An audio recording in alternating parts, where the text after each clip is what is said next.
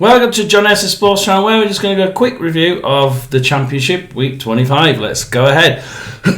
Plymouth versus Bristol City next, and Bristol City started really well, didn't they? And I really thought Bristol City were going to absolutely win this one. Hands down, 3-0 looked a pretty good bet to me at the beginning.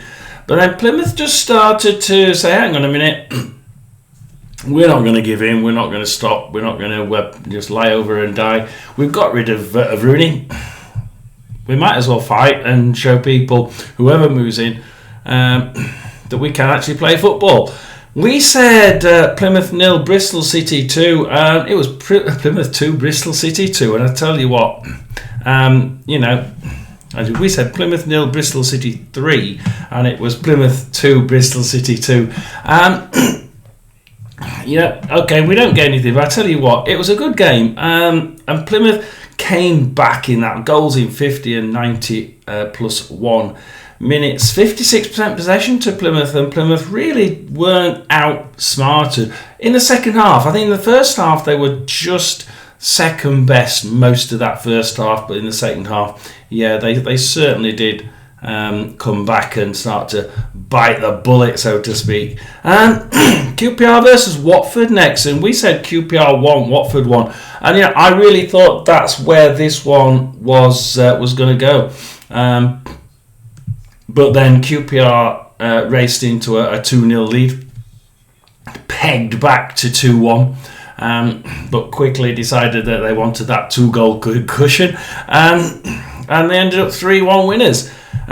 Quite deservedly so, really. It was a good game, and Watford had the majority of the shots, 12 shots, however only 3 were on target. And this is the thing, you see, QPR had 9 shots, 5 on target, 3 goals.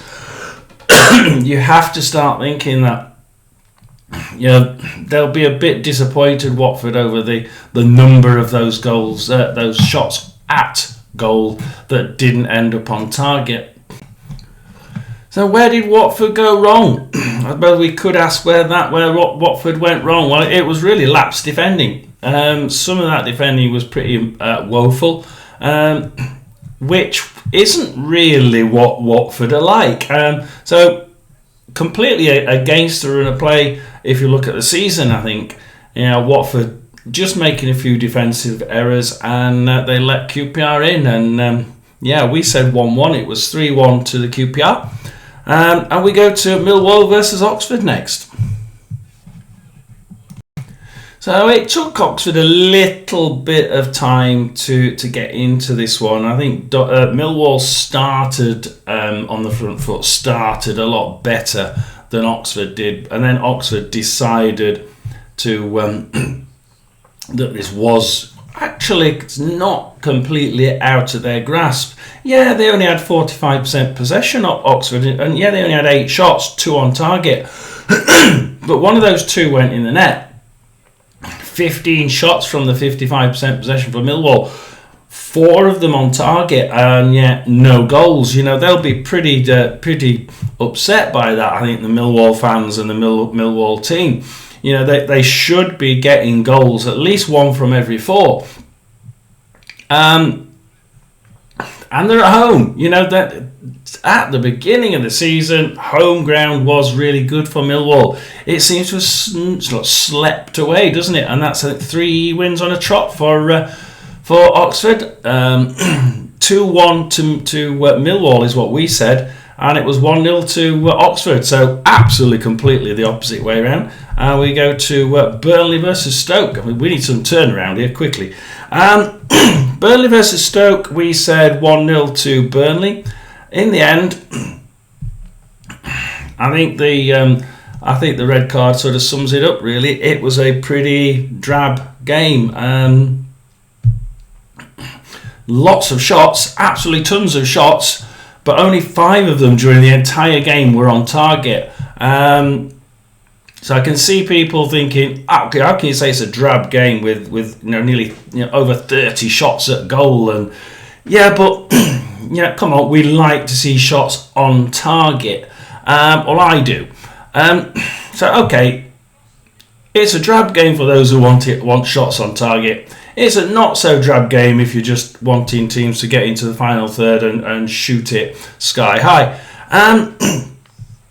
To me, this was a performance by Burnley that warranted a win. They did pass the ball more. They had more energy, more pizzazz, and I think they wanted it more than what Stoke did. However, at the end of the day, I think it just wasn't going to be for Burnley.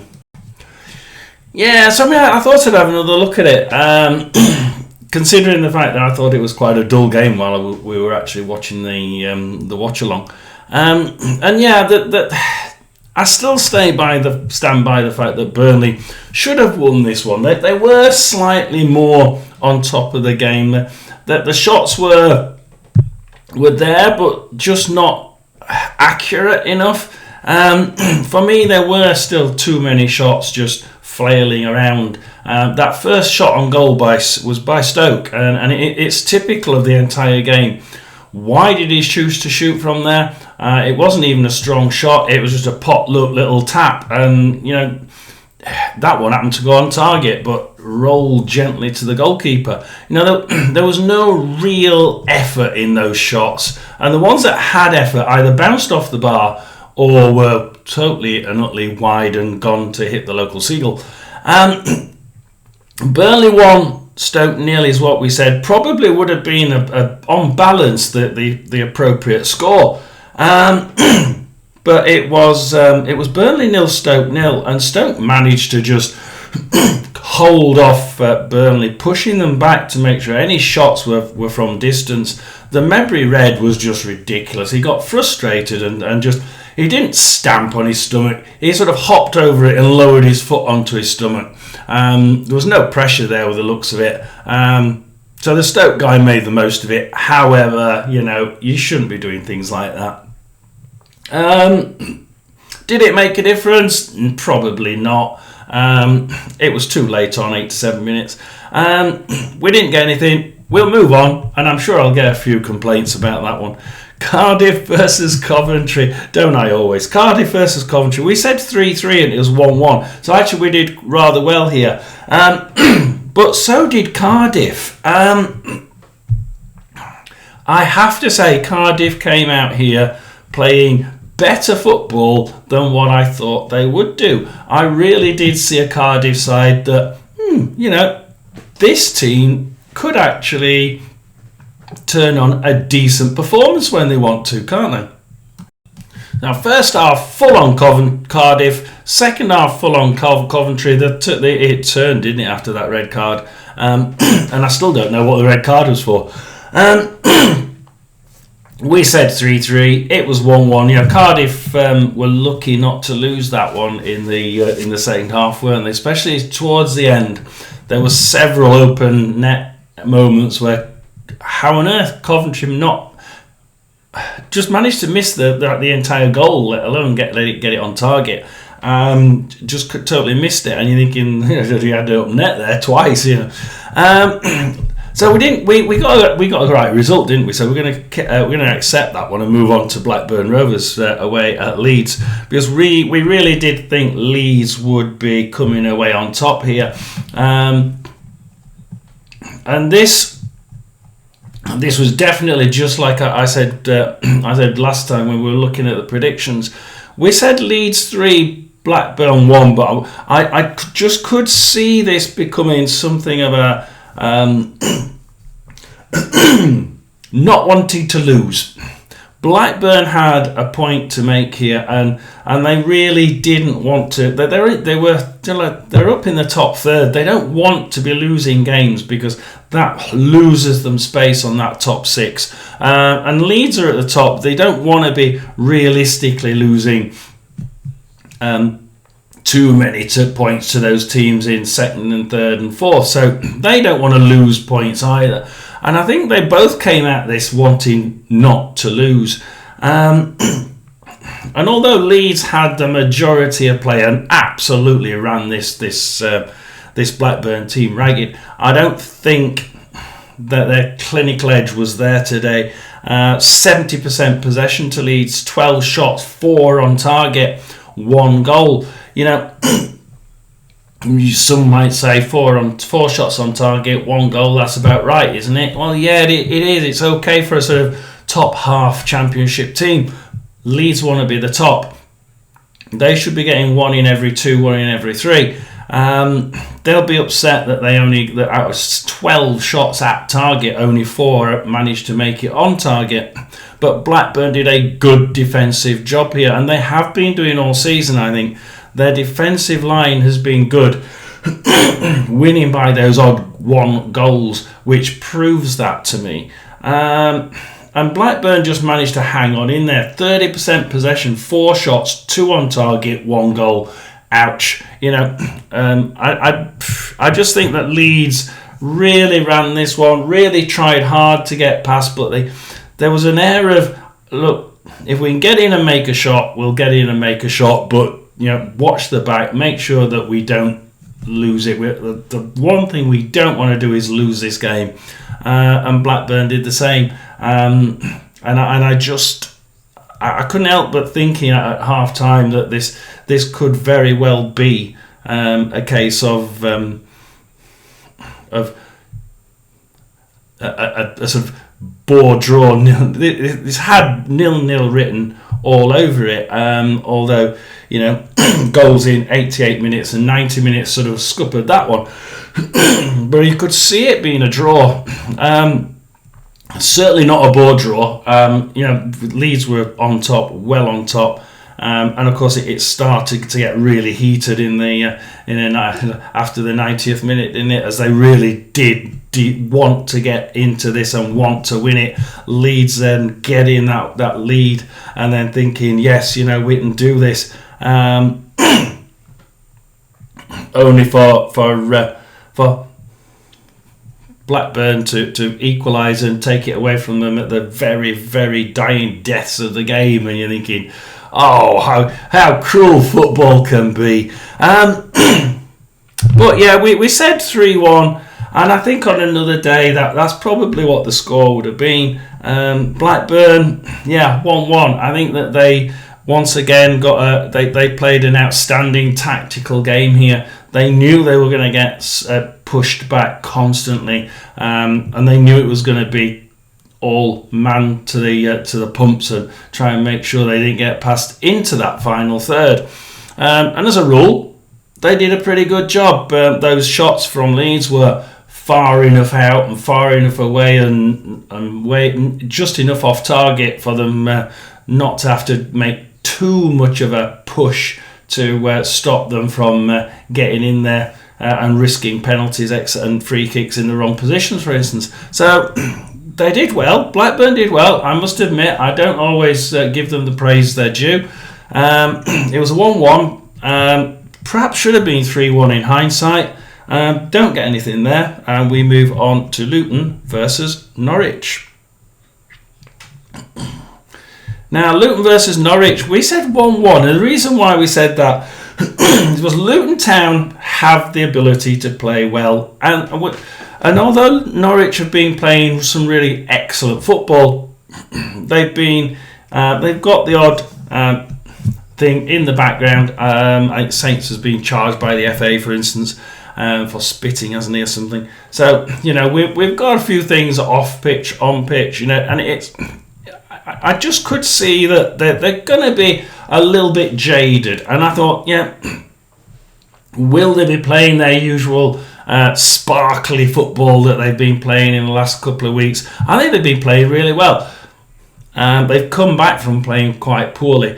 Luton showed signs of coming back and playing well, and then they died off a little bit. But they are at home, and I thought, we could see something here, with the off-field and on-field things, and I think that we could just see something coming out of this. Luton won, Norwich won. It was Luton 0, Norwich 1. It was a not bad game. I don't think it was one for the connoisseur of football.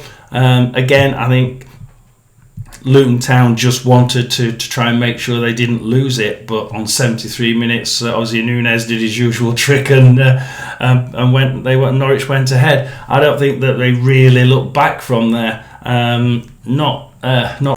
If I had to note one particular point before we disappear, the loss of Jordan Clark was probably the moment that I saw that really kicked in for Luton Town. I think up to that point they've done pretty well, and they managed to put up a good show and a good performance. But then the entire, it was like a stalwart had just been removed, and there wasn't anything past midfield. All of a sudden, any of the entertainment going from midfield into attack seemed to disappear. So unfortunately, with the loss of Jordan Clark came the loss of an awful lot of great moves and great skill. Luton Town 1, Norwich 1. We said it was not Luton Town 0, Norwich 1, and unfortunately we get nothing on that one. And we move to Portsmouth versus Swansea, and how wrong can we be? Swansea for me didn't turn up, and they were just overwrought by a team that have been playing really well, but the defence haven't been that solid. Not for me.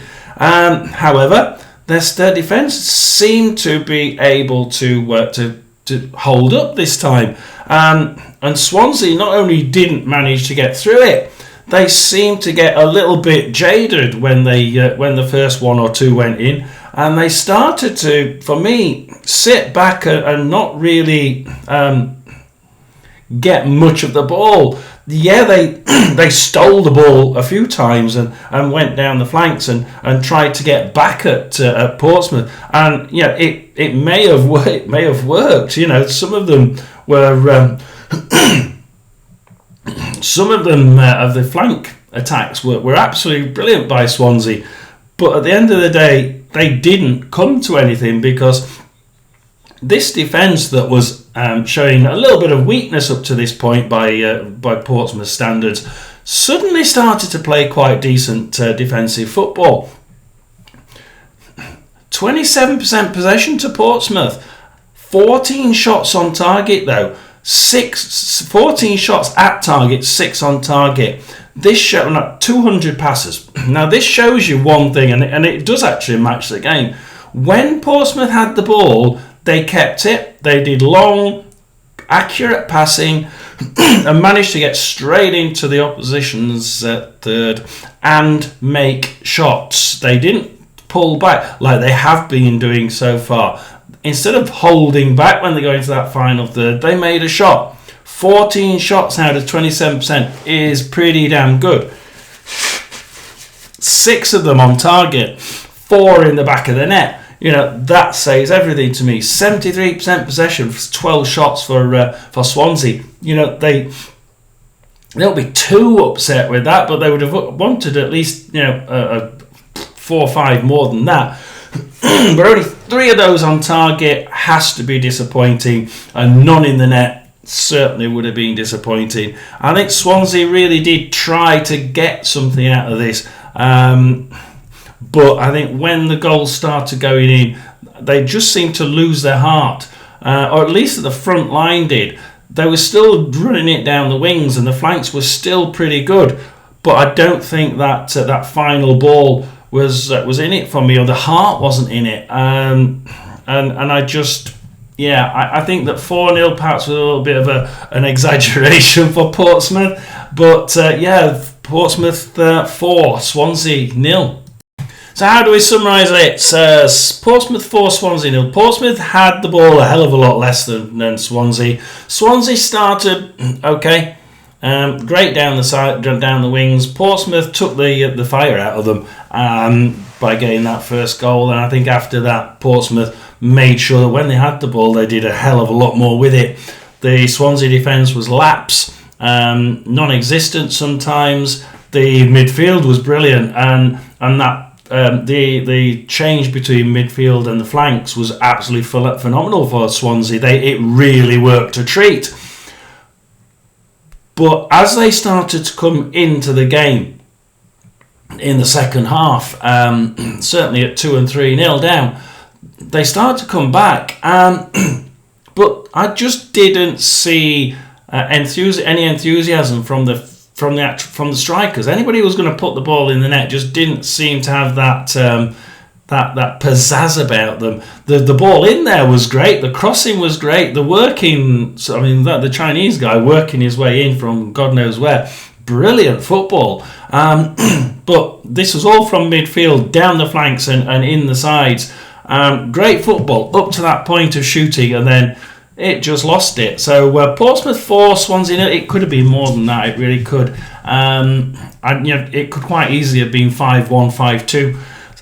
We don't get anything. We said it was going to be Portsmouth 1, Swansea 2. And on a different day, it possibly could have been. But the Portsmouth defence did a sterling job.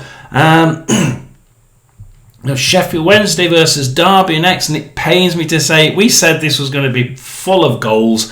We said Sheffield Wednesday 2, Derby 3, but I said, well, it could be either way around this, couldn't it? In the end, we weren't far off. Sheffield Wednesday 4, Derby 2, and it was as end-to-end as it looks. Derby never give in, do they? They never give in. This was a game for the connoisseur. This was a game to be watched. I enjoyed watching this. It was a great goal, a great game.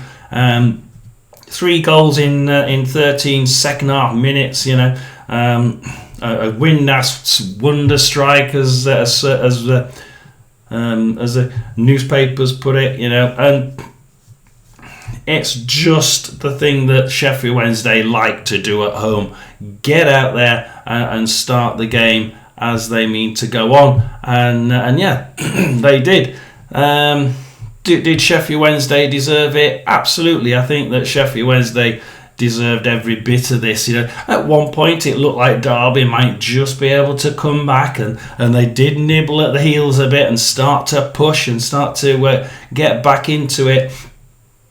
And in fact, one would say that they actually had the majority of the play after a while when they started getting going.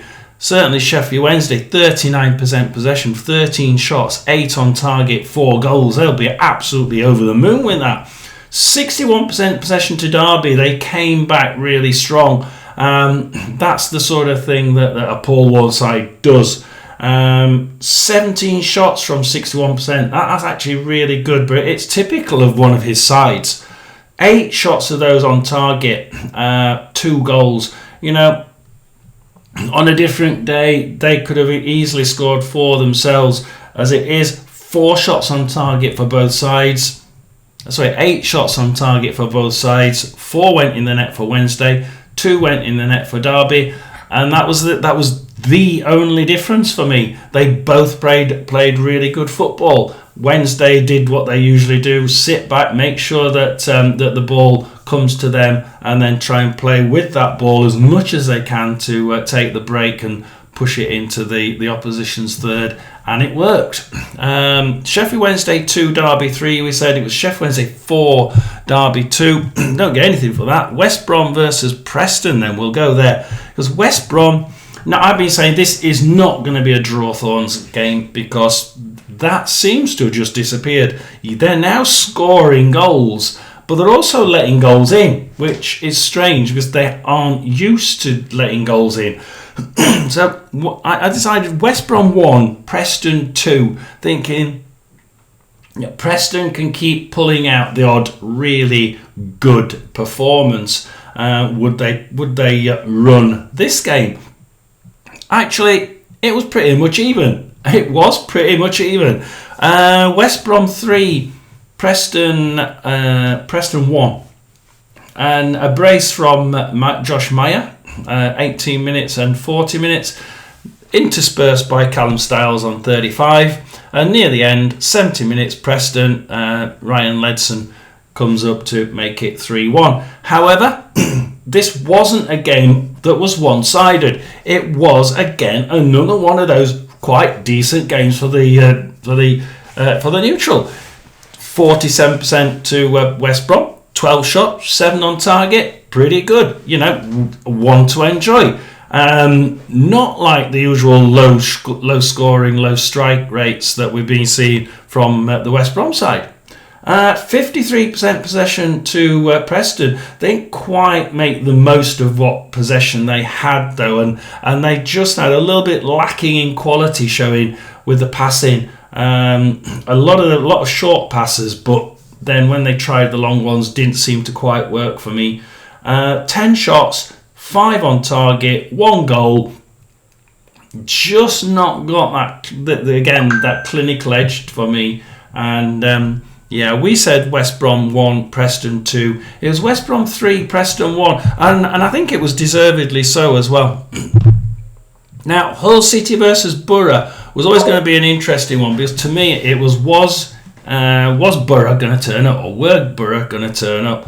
And to me, you know, I think Borough did turn up. They had 69% possession, 17 shots, 6 on target, 1 goal. They'll be so upset that they didn't get more than one goal.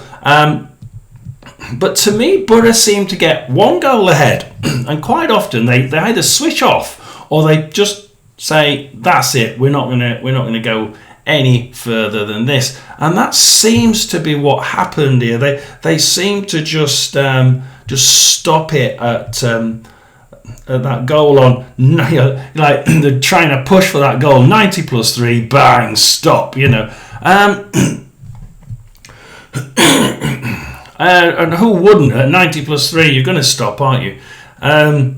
But yeah, they were pushing and pushing and pushing all the way to that 90 plus 3 goal, and they looked like they were going to really make a game of it. But Hull City, but they just didn't seem to be able to get into that box. 31% possession. They did do quite a bit of sprint work. You know, they did try and catch them on the break. 7 shots, 1 on target, no goals. You know, I think this was certainly one of those games that to forget for Hull City. Borough ran this one.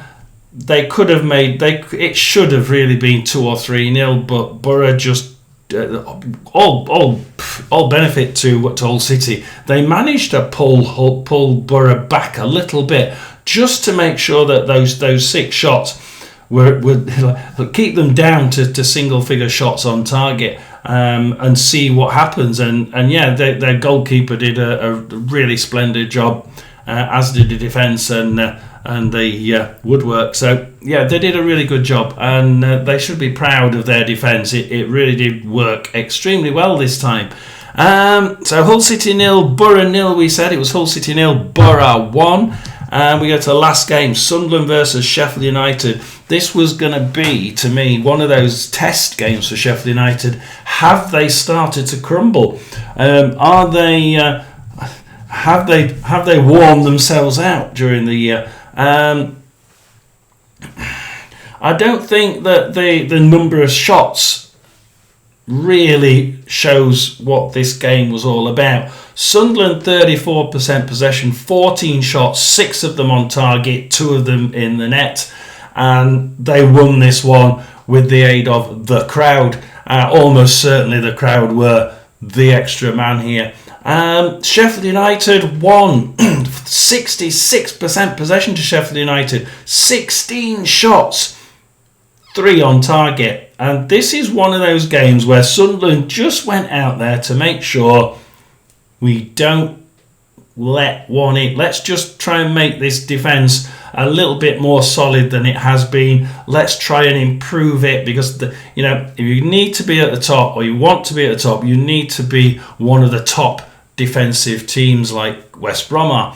So they've been trying to improve this defence, and it has been working, but you can see the skill levels sort of like just tweaking a little bit at the back, and they do seem to be at least trying a lot more at the back. It doesn't always work. Sheffield United did score on 32 minutes through an own goal.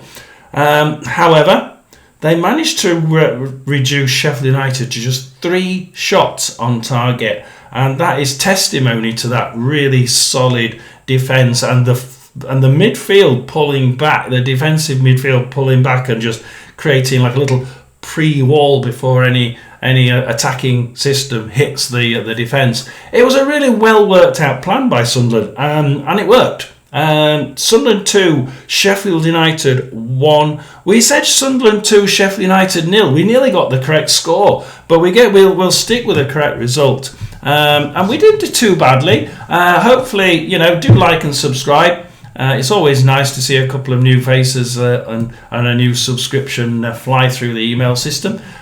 So it's John Esser Sports Channel over for one more review, week 25 of the Championship. Like and subscribe.